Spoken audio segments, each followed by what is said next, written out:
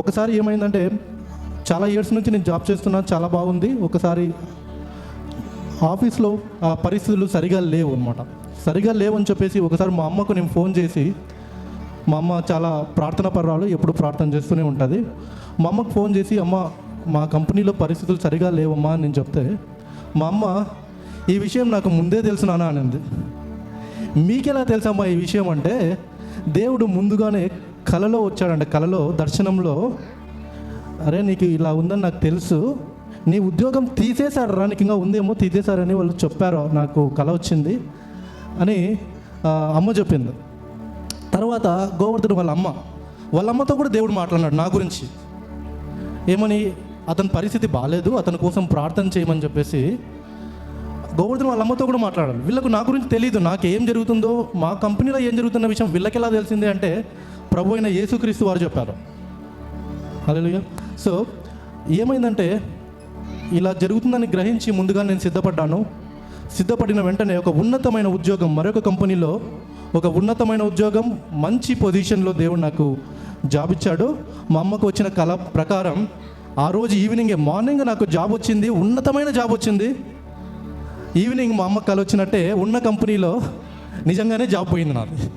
కాకపోతే ఇంకొక ఉద్యోగం, ఉన్నతమైన ఉద్యోగం నాకు వచ్చింది. దానికన్నా మంచి ఉద్యోగం, దానికన్నా ఎక్కువ శాలరీ, చెప్పాలంటే దానికన్నా డబుల్. హల్లెలూయా. సో దేవుడు అలా చేయడం వల్ల నాకేం పెద్దగా బాధ అనిపించలేదు. అన్యులకి బాధ ఏమో, కానీ దేవునికి నా గురించి ముందే తెలుసు, ముందుగానే నన్ను సిద్ధపరిచాడు. అనేకులు నా కొరకు ప్రార్థన చేశారు. సో ఇంకా అద్భుతం ఏమిటంటే, అదే 2 నెలల్లో ₹1 కోటి పెట్టి ఒక ఇల్లు కొన్నాను. ఇన్ని సంవత్సరాలు ఇల్లు కొనలేకపోయాను, కానీ ఈ పరిస్థితిలో ₹1 కోటి పెట్టి ఒక హైదరాబాద్లో ఒక ఇల్లు కొన్నాను. కేవలం దేవుడు చూపిన కృప. హల్లెలూయా. సో దేవుడు మనకు సమస్యలలో మనకు తోడుగా ఉంటాడు. ప్రభు నమ్ముకుంటాను అన్నీ అయిపోతాం, మంచి జరుగుతుందని కాదని, కొన్ని సమస్యల్లో దేవుడు తోడుండి, తండ్రి తన కుమారుని ఎలాగ చూసుకుంటాడో నా జీవితంలో అయితే మనస్ఫూర్తిగా చెప్తున్నాడు, దేవుడు నన్ను అలాగే చూసుకున్నాడు. హల్లెలూయా.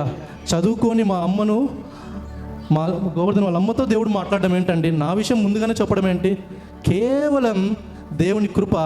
దేవుడు నన్ను ఇప్పుడు ఉన్నతమైన పొజిషన్లో పెట్టాడు, ఎంతగానో హెచ్చించాడు. దేవునికే మహిమ కలుగును గాక. హల్లెలూయా. దేవుని నామానికి మహిమ కలుగును గాక. గట్టిగా చప్పట్లు కొట్టి యేసయ్య నామాన్ని కనపరుచుకుందామండి. ఆమేన్. గమనించండి, కొన్నిసార్లు జాబ్స్ అనేటువంటివి ఈ దినాలలో మార్కెట్లో అటు ఇటుగా వోల్టేల్గా అటు ఇటు తిరుగుతూ అటు ఇటుకి ఇబ్బందులు అనేటువంటి అనేకమైన పరిస్థితులు వస్తూ ఉంటాయి. అయితే నేను ఒకటే చెప్పగలను, అందరితో కూడా విశ్వాసం ఉంచండి, యేసు పైన నమ్మకం ఉంచండి, ఆయన పైన. తప్పకుండా మీ జీవితంలో ఆయన మీకు కావలసిన దానిని, మీ వ్యాపారంలో కావచ్చు, మీ యొక్క ఉద్యోగములలో కావచ్చు, తోడై నిలిచి ఆ సమస్యల నుంచి ముందుకు నడిపించే అద్భుతం జరిగించే దేవుడు మంచి దేవుడు. హల్లెలూయా.